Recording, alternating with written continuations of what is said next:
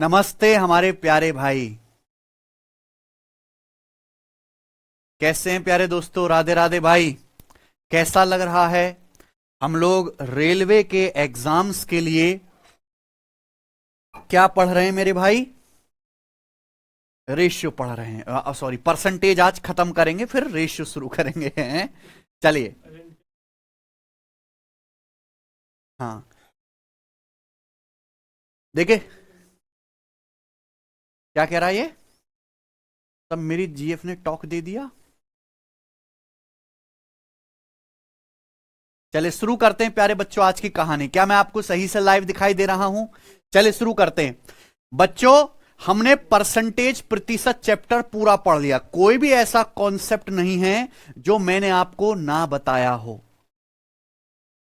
ठीक है? हर एक कॉन्सेप्ट मैंने आपको बताया बहुत प्यार से और बहुत बेसिक से, है कि नहीं सचिन? खम्मा गाड़ी भाई। चलो शुरू करते हैं आज की कहानी, लेकिन कुछ एक सवाल रह गए, इनको खत्म करते हैं मेरे दोस्त। ठीक है जी, आ जाइए। देखो प्यारे दोस्तों, कल मैंने आपको इलेक्शन वाले टाइप खत्म करा दिया, सक्सेसिव परसेंटेज चेंज भी खत्म करा दिया। आपका लास्ट टाइप रह गया मेरे दोस्तों परसेंटेज चैप्टर में, जो आजकल बिल्कुल नहीं आ रहा है। देखिए इस बैच का मकसद ये नहीं कि केवल इंपॉर्टेंट इंपॉर्टेंट पढ़ें, समझ में आया ना? वेन डायग्राम का तो आपके पेपर में एक भी सवाल नहीं आ रहा, तो जरूर नहीं मैं इसको ये नहीं कि कराऊंगा, नहीं कराऊंगा प्यारे दोस्तों। इस बैच का मतलब है कि हम सब कुछ पढ़ें, चाहे वो ज्यादा इंपॉर्टेंट हो या कम इंपॉर्टेंट हो। तो लास्ट टाइप हमारा रह गया मेरे दोस्तों वेन डायग्राम। देखो सभी बच्चों को मेरे दोस्तों इसके बारे में पता भी होगा। मान लीजिए एक क्लास है और क्लास में बहुत सारे बच्चे हैं। मान लीजिए मेरे दोस्तों एक क्लास है और क्लास में बहुत सारे बच्चे हैं। बच्चों की संख्या क्या होती है? 100%। क्या होते हैं बच्चों? बच्चों की संख्या 100%। ठीक है ना? मान लीजिए एक क्लास है और उस क्लास में कुछ बच्चे पढ़ रहे हैं, तो बच्चों की जो टोटल संख्या है वो क्या है? 100%। अब इन बच्चों ने दो पेपर दिए, इन बच्चों ने दो पेपर दिए सब्जेक्ट ए और सब्जेक्ट बी के। ठीक है बच्चों? मान लीजिए एक क्लास है और उस क्लास में बहुत सारे बच्चे पढ़ते हैं, बच्चों की टोटल संख्या कितनी है? 100%। ठीक है ना? चलो ध्यान से सुनेगा। मान लीजिए इन सभी बच्चों ने दो पेपर दिए, सब्जेक्ट ए और सब्जेक्ट बी। हाँ जी, कुछ बच्चे ऐसे हैं जो सब्जेक्ट ए में पास हुए, तो यानी कि जो आपको रेड सर्कल दिखाई दे रहा है, इसमें मैंने उन बच्चों को लिखा है जो सब्जेक्ट ए में पास हुए। ठीक है ना भाई? कुछ बच्चे ऐसे हैं जो सब्जेक्ट बी में पास हुए। किस में पास हुए मेरे भाई? सब्जेक्ट बी में पास हुए। तो ये जो आपको एक सर्कल बी दिख रहा है, इसमें उन बच्चों को रखा गया है जो सब्जेक्ट बी में पास हुए। डाउट तो नहीं किसी को? मान लीजिए एक क्लास में बहुत सारे बच्चे पढ़ रहे हैं, बच्चों की संख्या कितनी है? 100%। 100% में मेरे प्यार भी इन बच्चों ने सभी ने पेपर दिए दो सब्जेक्ट के, सब्जेक्ट ए और सब्जेक्ट बी। ये जो रेड वाला सर्कल है, इनमें उन बच्चों को रखा गया जो विषय ए में पास हुए। ये जो ग्रीन कलर का सर्कल है, उनमें इन बच्चों को रखा गया है मेरे प्यारे भाई जो सब्जेक्ट बी में पास हुए। भाई कुछ बच्चे ऐसे भी होंगे जो सब्जेक्ट ए और बी दोनों में पास हुए, उसको क्या बोलते हैं मेरे प्यारे भाई? इंटरसेक्शन। ये जो नीचे का साइन है ना बीच में, इसको बोला जाता है इंटरसेक्शन। इसका मतलब हो गया दोनों सब्जेक्ट में पास बच्चे। क्या मतलब है बच्चों इसका? दोनों ही सब्जेक्ट में पास, है कि नहीं सचिन? दोनों सब्जेक्ट में पास बच्चे, यानी कि प्यारे दोस्तों जो बीच वाला है कॉमन एरिया, यही क्या है बच्चों? इंटरसेक्शन। ये वो एरिया है जो रेड सर्कल में भी आ रहा है और ग्रीन सर्कल में भी आ रहा है। यानी कि यहां जो बच्चे आएंगे, ये वो बच्चे हैं जो सब्जेक्ट ए में भी पास हुए हैं प्यारे भाई, और सब्जेक्ट बी में भी पास हुए हैं, यानी कि दोनों ही सब्जेक्ट में पास हुए हैं। क्लियर है? आप बोलोगे हां जी सर बिल्कुल सही, कोई प्रॉब्लम नहीं है। ठीक है ना बच्चों? तो ये है सब्जेक्ट ए में पास होने वाले बच्चे, ये सब्जेक्ट बी में पास होने वाले। बीच में जो कॉमन है वो क्या है? दोनों सब्जेक्ट में पास होने वाले बच्चे। अब प्यारे दोस्तों मैं आपके सामने लिख रहा हूं ए यूनियन बी। ये जो ऊपर को लगा हुआ है यू की तरह, इसको बोलते हैं हम लोग यूनियन। इस यूनियन का क्या मतलब है? यूनियन का मतलब है वो बच्चे जो या तो सब्जेक्ट ए में पास है, या तो ए में पास, ठीक है ना, या तो सब्जेक्ट ए में पास है, या सब्जेक्ट बी में पास है, या मेरे प्यारे भाई दोनों सब्जेक्ट में पास हैं। समझ गए ना बच्चों? या तो सब्जेक्ट ए में पास है या बी में पास है, या ए एंड बी दोनों में पास है। इनको क्या कहा जाता है प्यारे बच्चों? यूनियन। यूनियन का मतलब हुआ कम से कम एक विषय में पास होने वाले बच्चे। यूनियन का मतलब हो गया प्यारे बच्चों कम से कम एक विषय में पास होने वाले बच्चे, कम से कम एक सब्जेक्ट में पास होने वाले बच्चे। समझ में आया? आप बोलोगे हां जी सर बिल्कुल सही। तो पहले आप अच्छे समझो। देखो आपके सामने क्या दिख रहा है, ये रेक्टेंगल दिख रहा, आयत। ये पूरी क्लास के सारे बच्चे, पूरी क्लास के सारे बच्चे क्या होते हैं? 100%। इन बच्चों ने 2 विषय के पेपर दिए, विषय ए और विषय बी। इस सर्कल में उन बच्चों को रखा गया है जो विषय ए में पास है, ग्रीन सर्कल में उन बच्चों को रखा गया जो विषय बी में पास है। ये जो कॉमन एरिया, ये सर्कल रेड में भी है और ग्रीन में भी है, ये वो बच्चे हैं जो दोनों ही विषय में पास हैं। अब मैं आपसे जानना चाहता हूं यूनियन। यूनियन का मतलब होता है उन बच्चों की संख्या जो या तो सब्जेक्ट ए में पास है, या सब्जेक्ट बी में पास है, या दोनों सब्जेक्ट में पास है। यानी कम से कम एक विषय में पास होने वाले बच्चे। कम से कम एक विषय में, कम से कम एक विषय यानी कि या तो ए में पास, या बी में पास, या दोनों में पास, यानी कि कम से कम एक विषय में पास होने वाले बच्चों को क्या कहा जाएगा? यूनियन। तो आपके सामने जो कलर एरिया है, आपके सामने जो कलर एरिया है वही क्या है? यूनियन है। ये कौन से बच्चे दिख रहे हैं आपको? सब्जेक्ट ए में पास वाले। ये कौन से दिख रहे हैं मेरे भाई? सब्जेक्ट बी में पास वाले। और एक कौन से दिख रहे हैं? दोनों सब्जेक्ट में पास वाले। यानी कि सारा कुछ जो कलर एरिया दिख रहा है यही क्या है प्यारे दोस्तों? यूनियन है। और इसको कैसे निकालते हैं मेरे भाई? अगर आपको यूनियन निकालना है, उन बच्चों की संख्या निकालने जो या तो सब्जेक्ट ए में पास है, या बी में, या दोनों में, वो कैसे आएगा? ए और बी को जोड़ो। आप सर्कल ए और सर्कल बी को क्या करोगे? जोड़ोगे। सब्जेक्ट ए में पास होने वाले, सब्जेक्ट बी में पास होने वाले जोड़ोगे। तो जब आप जोड़ोगे, जब आप इन दोनों सर्कल को जोड़ते हो तो बेटा ये 2 बार जुड़ गया है। बताओ क्या ये बीच वाला एरिया 2 बार ऐड नहीं हो गया सचिन? बताइए, 2 बार ऐड हो गया भाई। ये देखो, ये रेड सर्कल में भी आता है और ये ग्रीन सर्कल में भी आता है। जब मैंने रेड और ग्रीन दोनों सर्कल को जोड़ा तो कॉमन एरिया 2 बार जुड़ गया, 2 बार जुड़ गया। जबकि हमें कोई भी चीज 2 बार नहीं जोड़नी, एक ही बार जोड़नी है, इसलिए इसको एक बार घटाना पड़ेगा। अरे भाई किसी की 2 बीवी हो गई, एक बीवी को टपका दो, एक ही बीवी बचेगी। तो यहां पे मेरे प्यारे भाई 2 बार जुड़ गया, तो एक बार घटा दो मेरे दोस्तों, कोई दिक्कत बचेगी नहीं। इसलिए मेरे दोस्तों ए यूनियन बी का क्या फॉर्मूला है? N A plus n B minus n A intersection B. समझ में आया बच्चों? आप बोलोगे हां जी सर समझ में आ गया। एन ए इंटरसेक्शन बी, ठीक है ना? मुझे लगता है सभी भाइयों को मेरी ये बात अच्छी तरीके से समझ में आई है, ठीक है ना बच्चे? हैं सचिन? सबको समझ में आ गई? तो आप बोलोगे जी सर अगर आपको यूनियन निकालना है तो इन दोनों सर्कल को ए और बी के सब्जेक्ट जो में पास होने वाले बच्चे जोड़ के उसमें से क्या इंटरसेक्शन घटा देंगे। समझ में आया ना? मान लीजिए बच्चों मैं आपसे कहता हूं कि एक पेपर हुआ, सब्जेक्ट ए में मेरे प्यारे भाई, सब्जेक्ट ए में 70% बच्चे पास हुए। कितने बच्चे पास हुए? 70%। सब्जेक्ट बी में मेरे दोस्तों 60% बच्चे पास हुए। कितने बच्चे पास हुए सब्जेक्ट बी में? 60%। कितने? 60%। दोनों सब्जेक्ट में मेरे प्यारे भाई 40% बच्चे पास हुए। कितने? 40% बच्चे ऐसे जो दोनों सब्जेक्ट में पास हुए। समझाने के लिख रहा हूं मैं। तो मुझे बताओ मेरे भाई यूनियन क्या आएगा? यानी कि कम से कम एक सब्जेक्ट में पास होने वाले बच्चे कितने हैं? बताइए, बताओ बच्चों। एक क्लास के सभी विद्यार्थियों ने 2 विषय के पेपर दिए, ए और बी। विषय ए में कितने बच्चे पास हुए? 70%। विषय बी में कितने बच्चे पास हो रहे हैं? 60%। दोनों सब्जेक्ट में कितने बच्चे पास हो रहे हैं? 40%। तो ये इसमें से क्या कर दोगे बच्चों?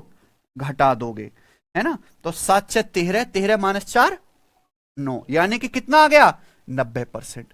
यानी कि 90% बच्चे ऐसे हैं जो कम से कम एक विषय में पास है, जो या तो ए में पास हैं या बी में पास है, या फिर दोनों में पास है सचिन? समझ में आई ना बात? आप बोलोगे हाँ जी सर। ये क्या आ गया? यूनियन। यानी कि जो कलर आपको दिख रहा है शेडेड एरिया, इसमें कितने बच्चे भरे जाएंगे बेटा? टोटल बालक तो होते हैं 100%। 100% में से 90% बालक ऐसे हैं जो या तो सब्जेक्ट ए में पास है, यहां है, या सब्जेक्ट बी में पास है, या दोनों में पास है, या यहां। यानी कि बाकी बालक कहां गया? 100% में से 90% बालक ऐसे हैं जो या तो सर्कल ए में बैठे होंगे, ए में पास हैं, या बी में बैठे होंगे, या बीच में बैठे होंगे कॉमन एरिया में। यानी कि बाकी का 10% बालक कैसे हैं? तुम्हारी तरह फेल हैं।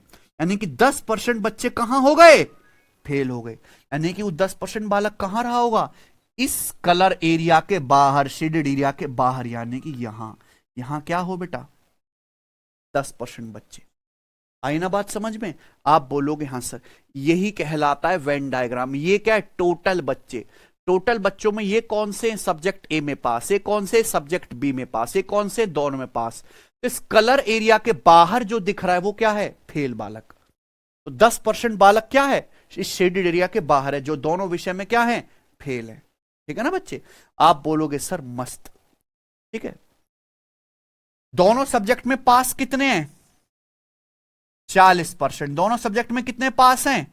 40%।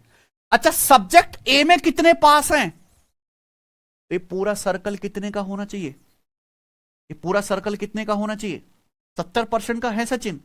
70% में से 40% दोनों में पास है, तो केवल यहां कितना आएगा? यानी कि मैं किसकी बात कर रहा हूं? इनकी। ये कौन से बच्चे हैं? ये कौन से बच्चे हैं बच्चों? ये वो बच्चे जो केवल सब्जेक्ट ए में पास हैं। किसमें भाई? सब्जेक्ट ए में पास होने वाले कितने? 70%। लेकिन 40% ऐसे हैं जो सब्जेक्ट ए के साथ साथ बी में भी पास हो गए, दोनों में पास हो गए। तो अगर 70 में से 40 घटा दो तो ये कितना बचा? यानी कि 30% बच्चे ऐसे हैं जो केवल सब्जेक्ट ए में पास है। यानी कि कौन आ गया? केवल सब्जेक्ट ए में पास होने वाले बच्चे। ये पूरा सर्कल क्या है? बी में पास होने वाले बच्चों का। सब्जेक्ट बी में कितने पास है? 60%।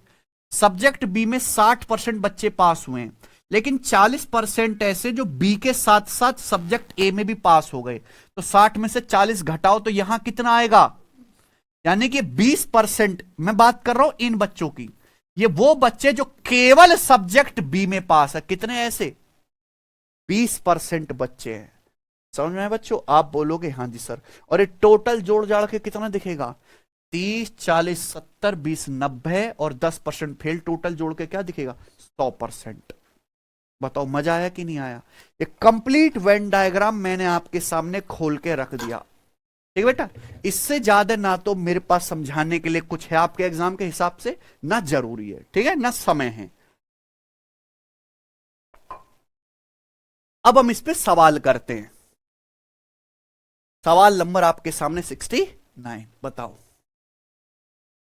एक एग्जाम में 52% अंग्रेजी में फेल हुए, 42% गणित में फेल हुए, 17% दोनों विषय में फेल हुए।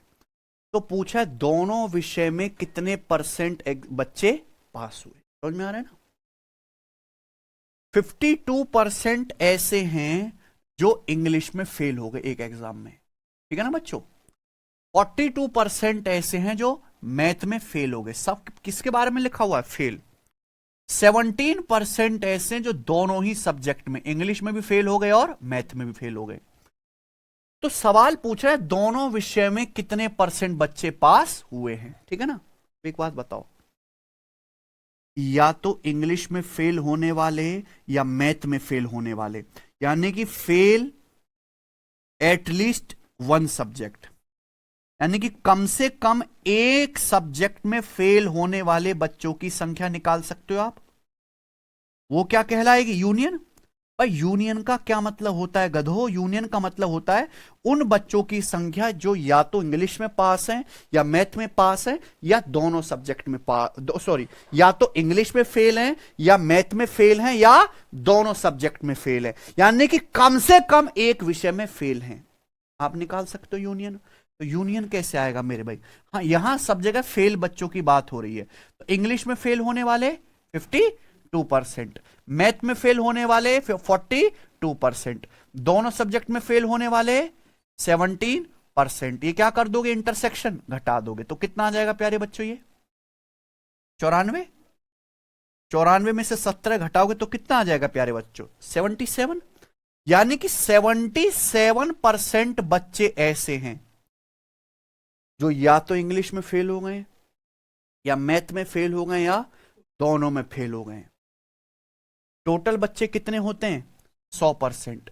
100% बच्चों में से 77% बच्चे ऐसे हैं जो कहीं ना कहीं मुंह फुका लिए, यानी कि कहीं ना कहीं फेल हो गए, या तो अंग्रेजी में फेल हो गए या मैथ में फेल हो गए या दोनों में फेल हो गए। अगर मैं 100 में से 77% घटा दूंगा तो ये बच्चे वो आगे जो किसी भी सब्जेक्ट में फेल नहीं हुए। कौन से आगे बच्चे? जो किसी भी सब्जेक्ट में फेल नहीं हुए, यानी कि दोनों सब्जेक्ट में पास हुए। तो कितने बच्चे हैं ऐसे? 23% बच्चे। कितने बच्चे हैं? जो आंसर बता रहे हैं 77, वो पूरी तरीके से गलत है। समझ में आया ना? ठीक है। 23% बच्चे ऐसे हैं जो दोनों में पास हो गए। ये बताइए बच्चों।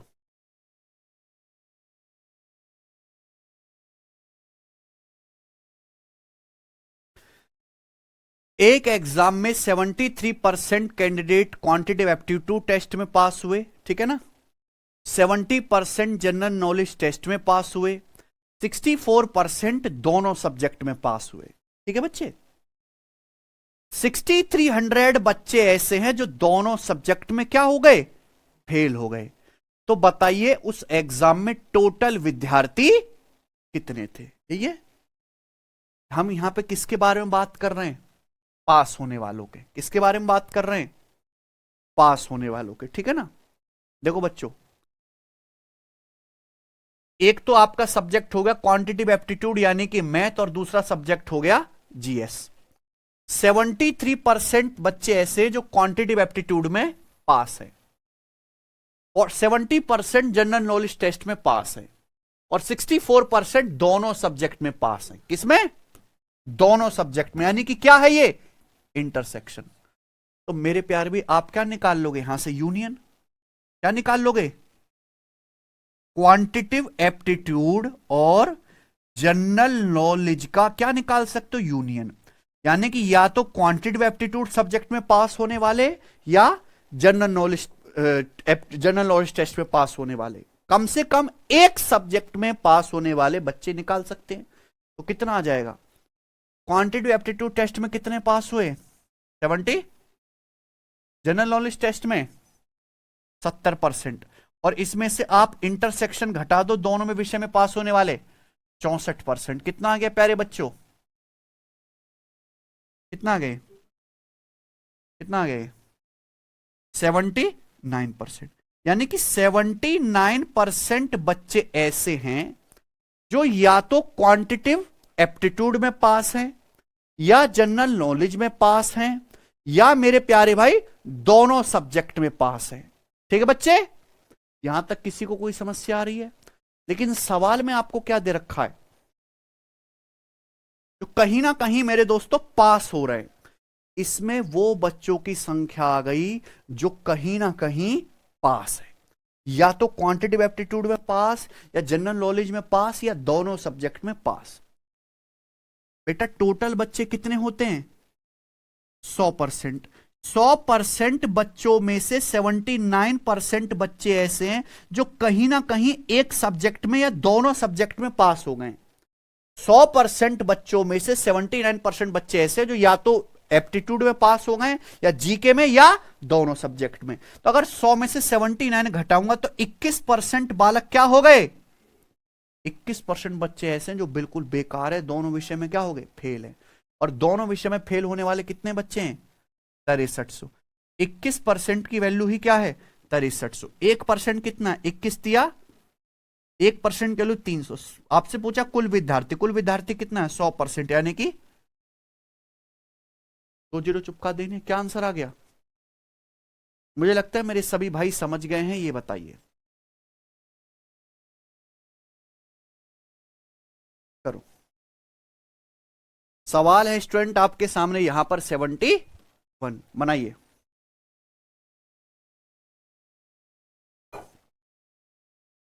करो। एक एग्जाम में 35% स्टूडेंट एक सब्जेक्ट में पास हुए, सॉरी फेल हुए, 42% दूसरे सब्जेक्ट में फेल हुए और 30% दोनों सब्जेक्ट में फेल हुए। ठीक है ना? बोला स्टूडेंट की कुल संख्या 2500 है। तो सवाल है केवल एक विषय में कितने स्टूडेंट फेल हुए हैं? How many student failed only in one subject? आपको मेरी बात समझ में आ रही है? तो आपको उन बच्चों की संख्या बतानी है जो केवल एक ही सब्जेक्ट में फेल हुए हैं। समझ में आया ना? बताओ बच्चों। देखो बच्चे, थोड़ा सा दिमाग लगाना है। यहां पे आपको क्या निकालना है? केवल एक विषय में फेल होने वाले बच्चे, यही तो निकालना है सचिन। ये क्या है बच्चों? Total student. क्या है ये? Total student. मान लीजिए कि ये जो हैं बच्चे वो हैं जो एक सब्जेक्ट में फेल हुए हैं, है ना? ये वो बच्चे हैं जो दूसरे सब्जेक्ट में फेल हुए, ठीक है ना? तो ये मान लीजिए कि सब्जेक्ट ए में फेल हुए, ये है सब्जेक्ट बी में फेल हुए। तो सवाल के अनुसार 30% ऐसे हैं जो दोनों ही सब्जेक्ट में फेल हुए हैं, ठीक है ना? तो आप बताओ 35% बालक कौन से हैं? 35% बच्चे ऐसे हैं जो पहले सब्जेक्ट में फेल हुए हैं, यानी कि पहला सर्कल कितना होना चाहिए? 35 का ये 30 है, तो कितना बचा? यानी कि 5% वो बच्चे हैं जो केवल सब्जेक्ट ए में फेल हुए हैं। ये कितने आ गए? 5। दूसरे सब्जेक्ट में कितने फेल बच्चे हैं? यानी कि दूसरा सर्कल में कितना बच्चा आना चाहिए? 42। ये कितना है? तो कहां आएगा? 12। यानी कि 12% बालक ऐसे हैं ये वाले जो केवल सब्जेक्ट बी में फेल हुए। यानी कि केवल एक सब्जेक्ट ए में फेल होने वाले 5%, बी में फेल होने वाले, यानी कि केवल एक सब्जेक्ट में फेल होने वाले टोटल बच्चे कितने? ये 5 और 12 17%। केवल एक सब्जेक्ट में फेल होने वाले बच्चे कितने? ये 5 और ये 12। केवल एक ही सब्जेक्ट में फेल हो रहे हैं, यानी कि कितना आ गए बच्चे? 17%। कुल स्टूडेंट कितने हैं? 2500। तो 2500 का 17% वो बच्चे जो केवल एक ही सब्जेक्ट में फेल है। क्या आएगा आंसर? 25 गुणा 17 यानी कि 425। कोई दिक्कत? ठीक है, ये बताइए। Junior engineer. अब बेटा देखो, नए पेपर में तो सवाल आ नहीं रहे वेन डायग्राम के, है नहीं? ये भी मैंने नए सवाल डाले बेटा। पिछले 2 साल से वेन डायग्राम का एक भी सवाल नहीं आया आपके पेपर में। पुराने सवाल उठा के डालने पड़े हमें। बताइए।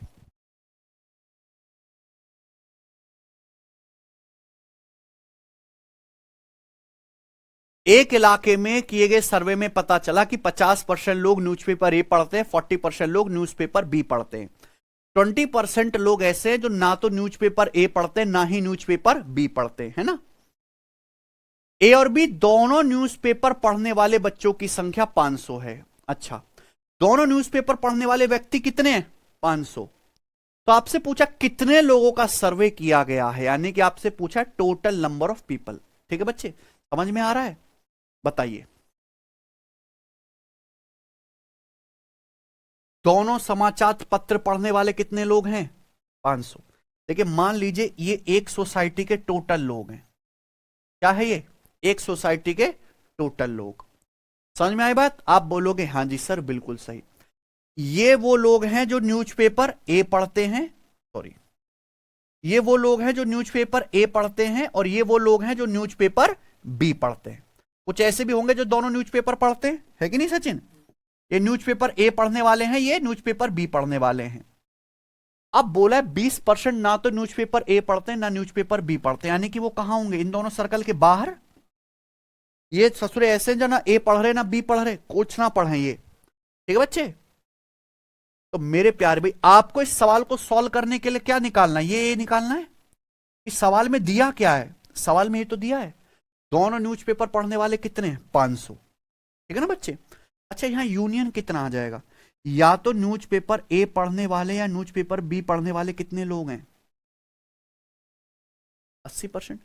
भाई टोटल 100% लोग हैं, 100% लोग में से 20% तो ऐसे हैं जो कुछ भी ना पढ़ते, ना न्यूज़पेपर ए पढ़ते ना न्यूज़पेपर बी पढ़ते, यानी कि बाकी का 80% या तो न्यूज़पेपर ए पढ़ते या न्यूज़पेपर बी पढ़ते, दोनों पढ़ते, तो ये यूनियन आ गया। अब इसकी संख्या किसके बराबर होगी, 50% लोग न्यूज़पेपर ए पढ़ते हैं, 40% लोग न्यूज़पेपर बी पढ़ते हैं, और इसमें से क्या घटा दोगे आप, इंटरसेक्शन है बच्चों, है सचिन, क्या घटा देंगे, इंटरसेक्शन कितना आ गया, 10%, यानी कि 10% उन लोगों की संख्या आ गई जो न्यूज़पेपर ए भी पढ़ते हैं और बी भी पढ़ते हैं, दोनों पढ़ते हैं, और इनकी संख्या कितनी है, 500। तो 10% की वैल्यू कितनी है, तो 100% कितना है, एक जीरो चुपका दो, यानी कि 5000, ऑप्शन नंबर सी। समझ में आया, खत्म। इसी के साथ ये टाइप पूरी तरीके से क्या होता है, नेस्तो नाबूद होता है। पता नहीं तुमको कुछ पल्ले भी पड़ता है कि नहीं पल्ले पड़ता है।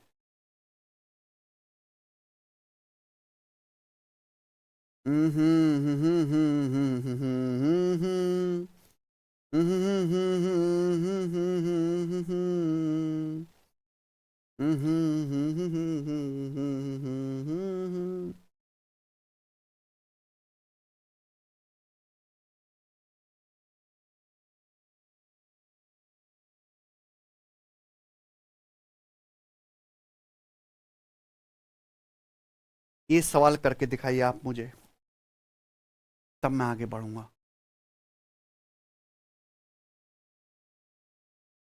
बनवारी कह रहे हैं सर आप रोज 2 घंटे क्लास लगाना ताकि सवाल भी धीरे हो जाए और दिन भी काम लगे। बनवारी एक काम करो, तुम सैटरडे संडे दिन रात सुबह शाम मुझसे क्लास लगाओ, तो मुझे जान से मार दो।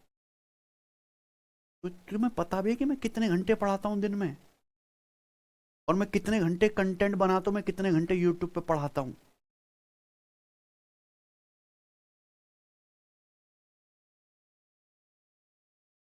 हैं?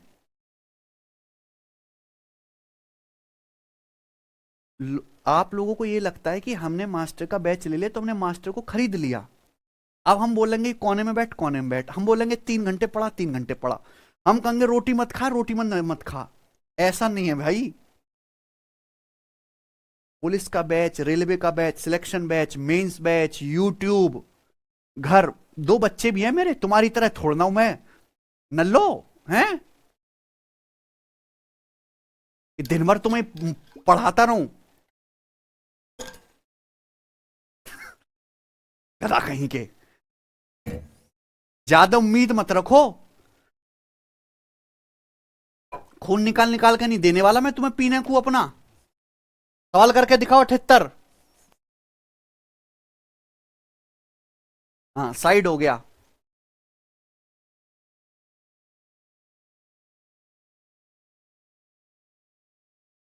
बताइए जल्दी से।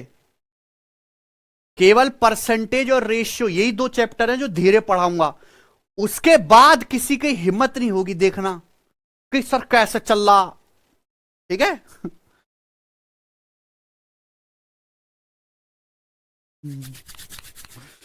हाँ करो।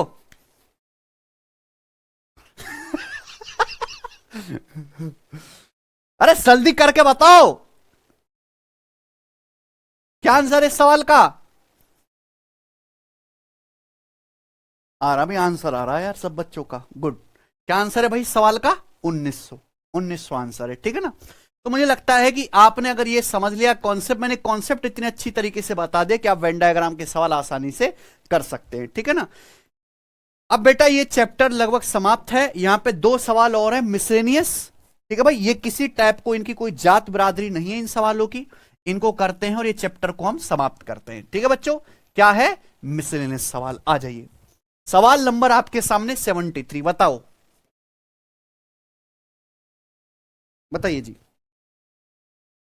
किसी दी गई आबादी में 20% आबादी अस्थमा से पीड़ित है, जिसमें से 90% अस्थमा के रोगी आटा मिल में काम करते थे। ये देखो एनटीपीसी का सवाल है। कुछ सवाल पेपर में ऐसे आते हैं जिनका कोई जो किसी टाइप को फॉलो नहीं करते, इनमें आपको अपना कॉमन सेंस का इस्तेमाल करके करना होता है, ठीक है ना बच्चे। ज्यादातर ऐसे सवाल 100 मान के होते हैं। जैसे ये देखो, किसी दी गई आप पॉपुलेशन में 20% जो है वो अस्थमा के मरीज हैं, जिसमें से 90% अस्थमा के रोगी आटा मिल में काम करते हैं। सवाल है कुल पॉपुलेशन का 30% आटा मिल में काम कर रहे थे, तो आटा मिल में काम करने वाले लोगों का परसेंटेज क्या होगा जो अस्थमा से पीड़ित हैं। आटा मिल में काम करने वाले कितने % लोग ऐसे हैं जो अस्थमा से सफर कर रहे हैं? बताइए बच्चों, क्या आंसर है? देखो सवाल का डेटा बहुत आसान है। हम क्या मान लेते हैं कि माना भैया एक जो है गांव में टोटल 100 लोग रहते हैं। कितने लोग रहते हैं? 100 लोग। तो 100 लोग में से कुल पॉपुलेशन का 30% ऐसे हैं जो आटा मिल में काम कर रहे हैं। तो हमने मान लिया मेरे भाई कि गांव में कितने लोग रहते हैं? 100। तो 100 का 30% कितना होता है? 30 लोग ऐसे हैं जो आटा मिल में काम कर रहे हैं। अब 20% जो आबादी है वो अस्थमा से प्रभावित है, और जिसमें से 90% अस्थमा के रोगी आटा मिल में काम करते हैं। देखो अगर टोटल 100 लोग हैं तो 100 का 20% कितना होता है? 100 का 20% होता है 20। तो 20 लोग ऐसे हैं गांव में जिनको अस्थमा है। इन 20 लोगों में से 90% लोग ऐसे हैं जो आटा मिल में काम करते हैं। तो 20 का 90% कितना होता है? 18। यानी कि 100 लोगों में से 20 लोगों को अस्थमा है, और इन अस्थमा वाले लोगों में से 20 का 90% 18 कहां काम करे? आटा मिल में। यानी कि 18 वो लोग हैं जो आटा मिल में काम करते हैं और जिनको अस्थमा हो रखा है, ठीक है ना। तो सवाल क्या है? आटा मिल में काम करने वाले लोगों का परसेंटेज क्या होगा जो अस्थमा से पीड़ित है। आटा मिल में काम करने वाले टोटल लोग कितने? 30। भाई 100 का 30%, 30 लोग आटा मिल में काम करते हैं, और आटा मिल में काम करने वाले लोगों में कितने लोगों को अस्थमा है? 18। तो 30 में से 18 लोगों को अस्थमा है, जो कि परसेंटेज में कितना होता है? 60%। कितना आ गया बच्चों आंसर? 60%। तो इस सवाल का आंसर है बच्चे 60। बिल्कुल डिटेल में बता दिया मैंने। आगे चलते हैं। लास्ट सवाल इस चैप्टर का बताइए। सवाल नंबर आपके सामने 74। करो। एक एग्जाम में अपियर होने वाले बॉयज और गर्ल्स की संख्या 9:7 के अनुपात में थी, ठीक है। एग्जाम पास करने वाले बॉयज और गर्ल्स की संख्या 3:2 के रेशियो में थी। 60% गर्ल्स पास हुई हैं, तो पूछा एग्जाम में पास होने वाले लड़कों का परसेंटेज ज्ञात कीजिए।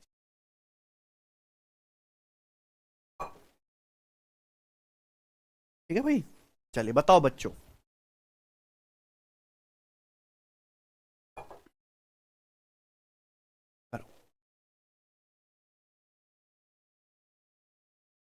एक एग्जाम में अपियर होने वाले जो है बॉयज और गर्ल्स की संख्या का रेशियो 9:7 है। देखो एक एग्जाम हुआ, एक एग्जाम में जो लड़के और लड़कियां अपियर हुए हैं उनकी संख्या का रेशियो 9:7 है। यानी कि एग्जाम में अगर 9 लड़के बैठे हैं तो 7 लड़कियां बैठी हैं, ठीक है ना। बताओ बच्चों, एक एग्जाम में मेरे दोस्तों जो लड़के और लड़कियां बैठे हैं उनकी संख्या का रेशियो 9:7 है।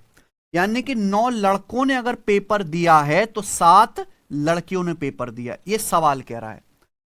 एग्जाम पास करने वाले लड़के लड़कियों का रेशियो 3:2 है। जो एग्जाम में पास हुए हैं, तो पास होने वाले बॉयज गर्ल्स का रेशियो कितना है सचिन? 3:2। एग्जाम पास होने वाले लड़के लड़कियों का अनुपात कितना है? 3:2। सवाल कह रहा है 60% लड़कियां एग्जाम में पास हुई, तो कितने % लड़के पास हुए? देखो लड़कियां कितनी है मेरे प्यारे भाई? 7 लड़कियों में से कितनी पास हुई हैं? तो 7 का 60% कितना होता है? कितना आ जाएगा? 4 अगर आप वैसे यहां पे ना एक जीरो बढ़ा लोगे तो कैलकुलेशन कम हो जाएगी ना। देखो परसेंटेज निकालना कब आसान होता है, जब एंड में एक जीरो लगाओ। भाई एक एग्जाम में लड़के और जो लड़के बैठे उनकी संख्या का रेशियो कितना है, 9:7। तो इस रेशियो को मैं किससे गुणा कर देता हूं, 10 से। रेशियो किसी भी नंबर से गुणा करने पे कोई फर्क नहीं पड़ता है, रेशियो सेम रहता है। यानी कि अगर 9:7 को 90:70 भी तो लिख सकते हैं। यानी कि अगर 90 लड़के एग्जाम में बैठे हैं तो 70 लड़कियां बैठी हैं। लड़कियां कितनी पास हुई, 70 का 60% यानी कि 42। तो लड़कियां कितनी पास हुई, 42। जबकि सवाल के अनुसार पास होने वाले लड़के और लड़कियों की संख्या का अनुपात कितना है, 3:1। यानी कि लड़कियां पास हुई हैं 42। यानी कि यहां पे 2 की वैल्यू कितनी दी है सवाल में, 42, 21 गुना। तो कितने लड़के पास हुए होंगे, 3। 3 की वैल्यू भी कितनी आ जाएगी, 21 गुना, यानी कि तो 63 लड़के पास हुए। बेटा 70 में से 60% लड़कियां पास हुई। 70 का 60% कितना होता है, 7×42। और पास होने वाले लड़के लड़कियों का अनुपात क्या होना चाहिए, 3:2। यहां 2 की जगह क्या लिख दिया, 42, 21 गुना। तो 3 की वैल्यू भी 21 गुना आएगी, 63। तभी तो 63 और 42 का रेशियो कितना आएगा, 3:21। या 63, 21 दूनी 42, क्या आएगा, 3:2। यानी कि मैं कह सकता हूं कि टोटल लड़के कितने, 90। 90 में से लड़के पास कितने हुए, अगर 90 लड़कों में से 63 पास हुए तो कितने परसेंट पास हो गए, 9×7 63, 70%। भाई 90 का 70% होता है सीधा सीधा 63। यानी कि कितने लड़के पास हुए, 70%। तो इसका आंसर है 70%। ठीक है बच्चे।